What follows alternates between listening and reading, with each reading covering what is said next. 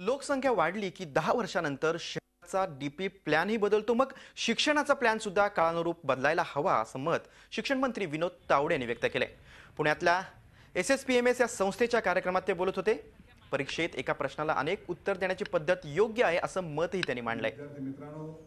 तर दुसरीकडे त्यांनी आपल्या बोगस डिग्री प्रकरणावर सुद्धा वक्तव्य केलंय. राजकीय दृष्ट्या माझ्यावर टीका करावी, मात्र संस्थेवर टीका करू नका असं तावडे यांनी यावेळी सांगितलं.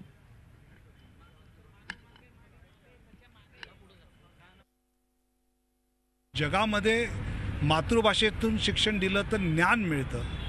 इंग्रजीतल्या शिक्षणातून रोजगार मिळतो, कारण इज लँग्वेज ऑफ एम्प्लॉयबिलिटी असं मानलं जातं. आणि त्यामुळे विद्यार्थ्याला ज्ञानही मिळेल. आणि स्पोकन इंग्लिशसारखे विषय घेतल्यानंतर त्याला जर आपल्याला काही वेगळ्या स्वरूपात समाजासमोर आणता येईल का असं थोडं शिक्षण तज्ञांमध्ये चर्चा करतो.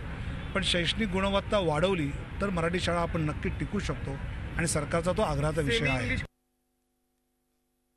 माझं एवढंच म्हणणं आहे, राजकीयदृष्ट्या विनोद तावडेवर आरोप करायचे तर काही करा, पण ज्ञानेश्वर विद्यापीठासारखा एक चांगला प्रयोग, कम्युनिटी एज्युकेशन कॉलेजचा एक वेगळा प्रयोग 80ला महाराष्ट्रात झाला, त्याला बदनाम करू नका.